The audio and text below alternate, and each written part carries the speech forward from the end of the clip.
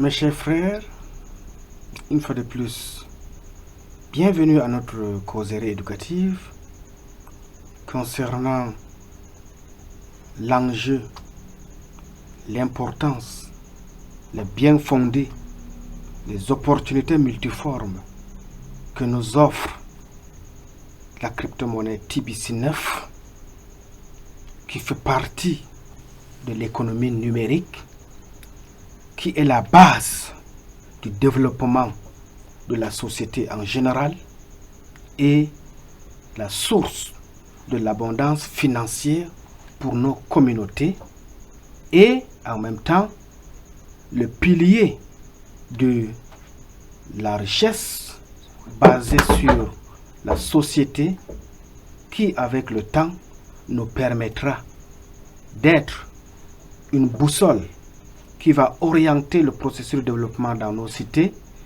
une boussole qui va permettre aux navires de la société africaine que nous sommes pour pouvoir prendre le cap de la liberté financière, prendre la destination pour mettre fin à la misère. Même si on ne peut pas, d'une manière unanime, casser carrément le système de la pauvreté, on peut comme ne serait-ce que sortir de la misère pour pouvoir tendre vers le bonheur.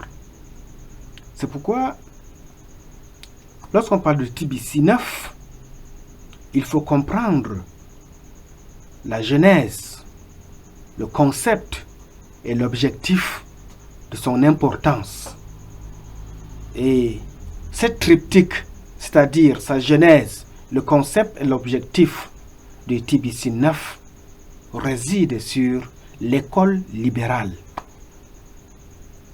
Dans cette école, elle inspire le libéralisme communautaire et au sein de cette communauté libérée en marche vers l'abondance financière, on peut distinguer quelques influences notables comme celle qui voit dans le bien-être général de la communauté TBC9 un moyen de rationaliser le système économique, d'augmenter la productivité et en matière sociale, d'associer tout le monde au sein de cette communauté, de fédérer tous les membres de cette communauté au résultat de l'entraide sociale. Avec la crypto-monnaie TBC9, il faut distinguer aussi 3 niveaux d'analyse économique. L'essentiel n'est pas seulement de s'enrichir, mais c'est de comprendre et analyser les éléments essentiels, c'est-à-dire les maillons de la chaîne de l'économie. Et le premier maillon de la chaîne de l'économie solidaire que nous propose TBC9, c'est l'économie politique pure qui s'attache à la définition et à l'identification des mécanismes afin de booster la croissance financière des membres. Ça veut dire que l'économie pure a pour fondamentaux les bases du bien-être de la société. Et ce sont ces éléments du bien-être de la société qui caractérisent la force, l'atout majeur de TBC9. Ensuite vient l'économie appliquée qui désigne l'étude des moyens les plus économiques d'utilisation en termes de transactions financières. C'est quoi l'économie appliquée en termes de transactions financières? C'est que dans le système classique, toutes nos transactions, tous nos avoirs, toutes les forces de nos opportunités financières passaient par les banques. Et ces banques ne nous donnent pas le lait comme on parle dans le jargon camerounais. Mais avec TBC9, c'est toi-même qui est le maître mot de ton compte bancaire virtuel. C'est toi le titulaire de ce compte. C'est toi qui l'approvisionne. Et c'est toi qui essaye de prendre la quantité nécessaire pour pouvoir jouer le rôle de ta personne en tant que personne physique pour être un maillon de la chaîne pour apporter le développement autour de toi. D'abord le développement dans ta famille, ensuite le développement dans la communauté auquel tu adhères.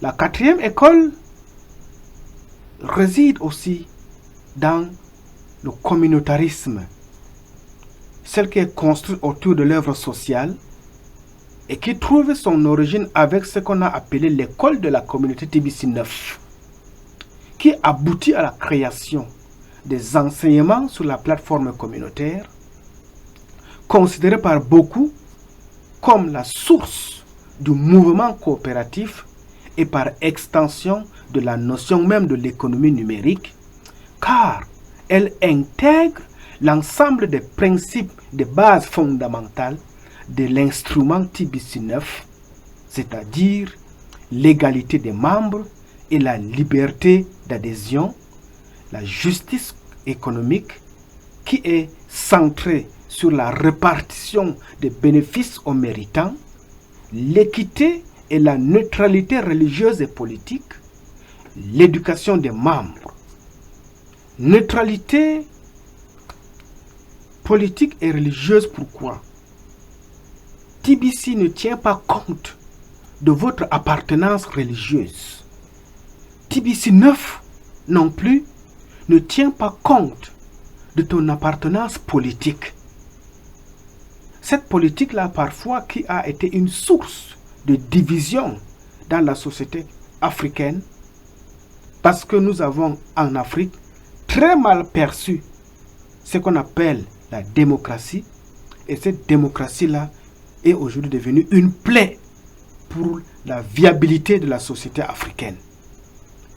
Depuis son existence sur le marché de la révolution économique, la référence à l'économie numérique a déjà suscité 3 types d'approches complémentaires. Déjà, une approche marquant une volonté de rupture avec la pauvreté et l'oisiveté, une approche centrée sur l'identification d'un secteur économique spécifique, et enfin, une approche insistant sur la dimension du projet de l'économie numérique comme gage essentiel d'une croissance moderne. Si, en un mot, vous voulez des éléments basiques, voici donc les piliers de la crypto-monnaie TBC. Être un vecteur de développement, être un facteur de cohésion sociale, être une plateforme d'échange où chaque nouveau membre peut venir s'informer, se former et être rassuré que au sein de la communauté TBC 9 où il adhère là, ou bien se rassurer que, avec conviction d'ailleurs, que son adhésion pour avoir déboursé au moins $25 pour payer ses frais d'entretien de compte annuel ne sont pas une perte de gain, mais une inscription vers le bonheur centré pour le futur. C'est pourquoi, mon frère, je ne détiens pas la science infuse du savoir pour te convaincre. Mais je voudrais t'inviter à la maxime de la réflexion personnelle. Réfléchis comme un homme mûr. Réfléchis comme une femme mûre. Réfléchis comme un jeune qui a des objectifs à atteindre, mais qui dans l'espace du temps actuel est limité. Et ainsi, inscris-toi au sein de la communauté TBC 9, quel que soit le pays auquel tu appartiens, tu ne manqueras pas d'avoir des informations. Alors, Si tu es rassuré, tu es la bienvenue pour que ensemble nous puissions construire un projet communautaire pour lutter efficacement contre la pauvreté. Je vous remercie. Vive la communauté TBC et bienvenue dans le processus de la lutte contre la pauvreté.